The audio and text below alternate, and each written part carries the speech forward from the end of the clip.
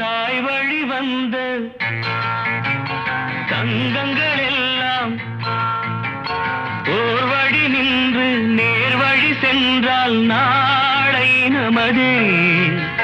காலங்கள் என்னும் சோலைகள் மலர்ந்து காய்கனியாகும் நமக்கென வளர்ந்து நாளை நமதே.